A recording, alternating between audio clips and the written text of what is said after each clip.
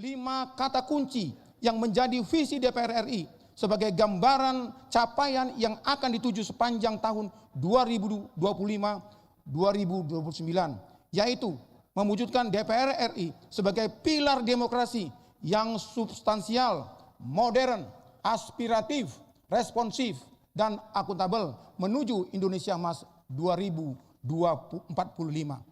Dalam rangka mewujudkan visi tersebut, ditetapkan 2 program, yaitu 1. Program penyelenggaraan lembaga legislatif dan alat kelengkapan dewan, meliputi A.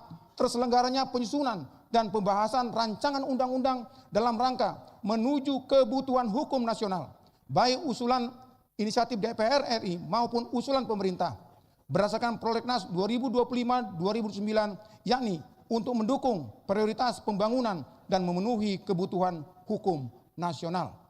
B. Tersedianya anggaran negara untuk menguatkan fondasi transformasi sosial, ekonomi, dan tata kelola melalui pengesahan APBN yang berkualitas, akuntabel, dan memiliki indikator atau result base. C. Terlaksananya pengawasan terhadap pelaksanaan undang-undang APBN dan kebijakan pemerintah serta pemeriksaan atas pengelolaan dan tanggung jawab keuangan negara yang disampaikan oleh BPK dan kebijakan lainnya dalam rangka mendukung akuntabilitas pemerintahan. D. Terjalinnya kerjasama internasional, regional, dan bilateral yang berkualitas melalui diplomasi parlemen yang optimal.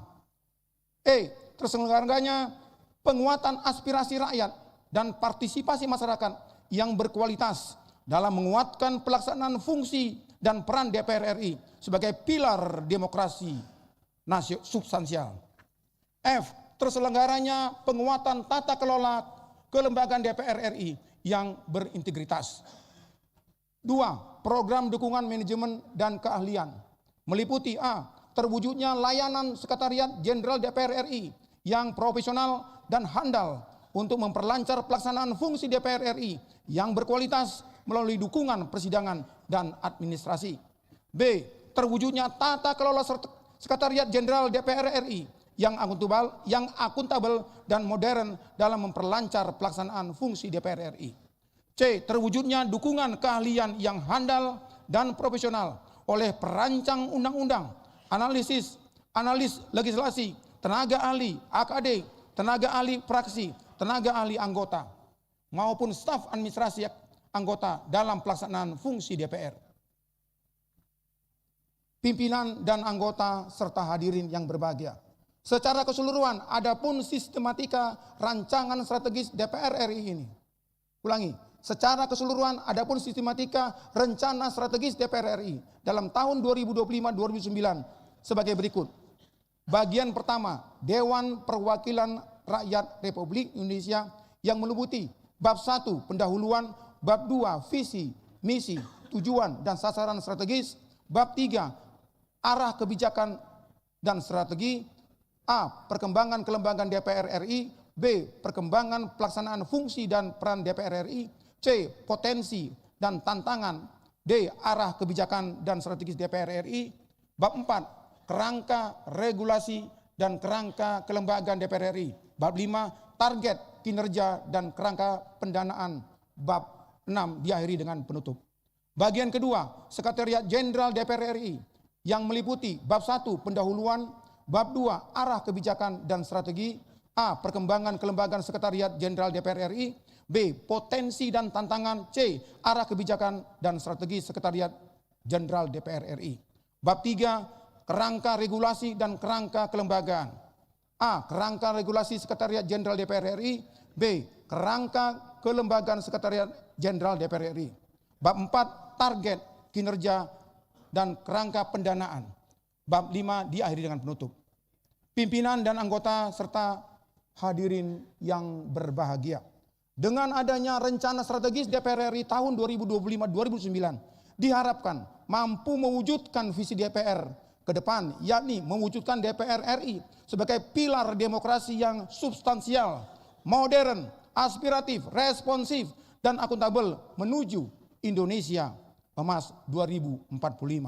Kami berharap kepada seluruh anggota DPR RI melalui pimpinan DPR RI agar rancangan peraturan DPR RI tentang rencana strategis DPR RI tahun 2025-2029 ini dapat disetujui menjadi peraturan DPR RI tentang rencana strategis DPR RI tahun 2025-2029 dalam rapat paripurna hari ini. Sebelum mengakhiri laporan ini, izinkan kami atas nama pimpinan Badan Legislasi dari lubuk hati yang paling dalam mengucapkan terima kasih yang sedalam-dalamnya kepada seluruh anggota Badan Legislasi yang telah secara intensif bersama-sama melakukan pembahasan peraturan DPR ini. Kami juga mengucapkan terima kasih yang setinggi-tingginya kepada tim Sekretariat Jenderal Badan Keahlian DPR, Sekretariat dan tim tenaga ahli Badan Legislasi DPR yang telah memberikan dukungannya dalam menyelesaikan penyusunan dan pembahasan rancangan peraturan DPR RI tentang rencana strategis DPR RI tahun 2025-2029 ini. Kepada seluruh insan media cetak dan elektronik, kami juga mengucapkan terima kasih yang sebanyak-banyaknya atas peliputan dan pemberitaan kegiatan rancangan peraturan DPR RI tentang rencana strategis DPR RI tahun 2025-2029 ini. Demikian laporan Badan Legislasi DPR RI atas penyusunan dan pembahasan rancangan peraturan DPR RI tentang rencana strategis DPR RI tahun 2029. Semoga Tuhan Yang Maha Kuasa memberikan hidayah dan taufik serta kekuatan kepada kita semua dalam menjalankan tugas-tugas konstitusional. Atas perhatian yang diberikan, kami mengucapkan terima kasih. Wabillahi taufiq wal hidayah. Wassalamualaikum warahmatullahi wabarakatuh. Salam sejahtera untuk kita semua. Jakarta, 8 Juli 2025, Wakil Ketua Badan Legislasi DPR RI, Mayor Jenderal TNI Marinir Purnawirawan Surmat Panjaitan SH, nomor anggota A173. Selesai.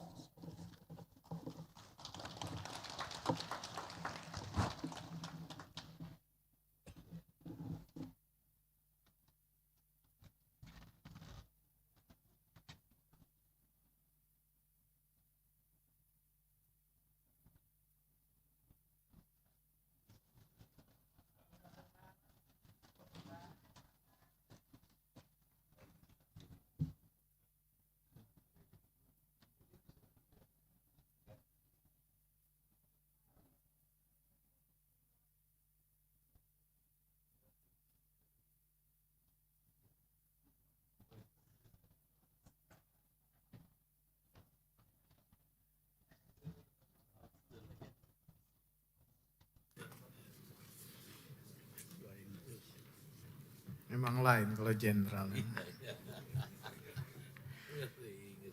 Terima kasih kami sampaikan kepada Wakil Ketua Badan Legislatif DPR RI, Majen TNI Purnawirawan Marinir Surmat Panjaitan SH yang telah menyampaikan laporan hasil pembahasan rancangan peraturan DPR RI tentang Renstra DPR RI tahun 2025-2029.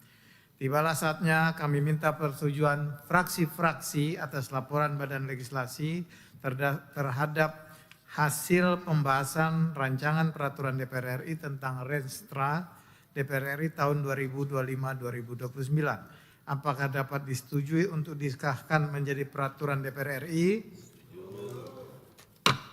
Terima kasih.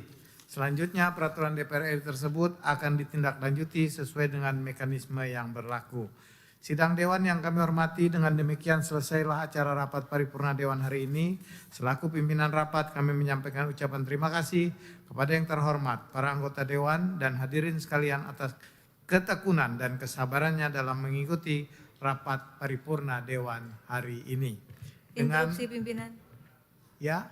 Interupsi pimpinan. Oh iya. Singkat saja izin pimpinan. Ya, silakan. Ingin menyampaikan kabar baik. Assalamualaikum warahmatullahi wabarakatuh. Waalaikumsalam. Salam sejahtera untuk kita semua. Om Swastiastu, Namo Buddhaya, salam kebajikan rahayu yang kami hormati pimpinan dan anggota DPR RI. Pertama, saya mengucapkan terima kasih dan apresiasi yang luar biasa atas perjuangan kita bersama. Akhirnya persoalan di Pulau Enggano bisa diselesaikan dengan baik. Hari ini pukul 2 waktu Indonesia bagian Barat telah berlayar dari pelabuhan Pulau Bai kapal MH Tamrin yang mengangkut penumpang, dan pukul 4.50 waktu Indonesia bagian Barat KMP Pulau Telo mengangkut BBM ke Pulau Enggano. Terima kasih untuk pimpinan dan anggota DPR RI yang luar biasa, dan tentu saja saya mengapresiasi lahirnya Inpres nomor 12 tahun 2025 oleh Presiden Prabowo Subianto pada tanggal 24 Juni 2025. Namun demikian pimpinan, kita akhirnya menyadari betapa pentingnya pelabuhan yang akan mengakibatkan isolasi dan juga ketertinggalan untuk beberapa daerah yang merupakan Indonesia ini adalah negara kepulauan. Tercatat ada 19 pelabuhan yang mengalami pendangkalan dan mohon perhatian serta dukungannya. Di regional 1 ada pelabuhan Malahayati, Lok Semawe, Belawan, Kuala Langsa, TB Asahan, Dumai, Tanjung Pinang, dan Tembilahan. Regional 2 Teluk Bayur, Tanjung Pandan, Bengkulu, Sunda Kelapa, Banten, Tanjung Priuk, dan Cirebon. Regional 3 Sampit, Batu Licin, Banjarmasin, Gresik, Terminal Teluk Lamong. Dan dana konsesi dan jasa labuh sebetulnya ada pimpinan. Berdasarkan Undang-Undang nomor 17 tahun 2008 tentang pelayaran, PP nomor 61 2009 tentang kepelabuhan, PP nomor 31 2021 tentang penyelenggaraan bidang pelayaran, maka otoritas pelabuhan mempunyai tugas dalam menyediakan dan memelihara penahan gelombang, kolam pelabuhan, dan alur pelayaran. Hanya saja terindikasi kuat uang yang masuk ke otoritas pelabuhan yang berada di Kementerian Perhubungan belum dioptimalkan untuk melakukan normalisasi pelabuhan.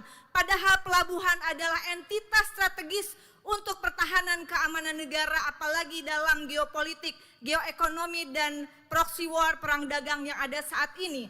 Oleh karena itu, mohon dukungannya, dan kami terus mendukung adanya penegakan hukum atas tindak pidana korupsi paket pengerukan alur pelayaran pelabuhan Tanjung Emas Jateng tahun anggaran 2015, 2016, 2017, pelabuhan Samarinda Kaltim tahun 2015, 2016, pelabuhan Benoa Bali tahun anggaran 2014, 2015, dan 2016, pelabuhan Pulau Pisau Kalimantan Selatan 2013, 2016.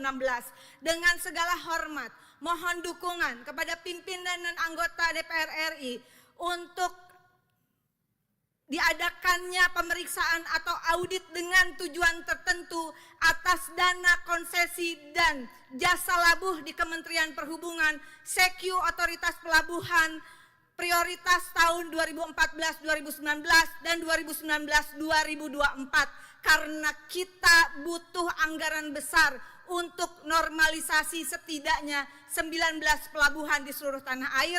Dan terakhir, mohon dukungan dari Komisi 5 DPR RI agar membawa persoalan ini dalam rapat komisi. Terima kasih atas waktunya. Sekali lagi selamat, kita semua telah berhasil memperjuangkan rakyat di Pulau Enggano. Wallahul muwaffiq ila aqwamit thoriq. Wassalamualaikum warahmatullahi wabarakatuh. Waalaikumsalam warahmatullahi Interupsi wabarakatuh.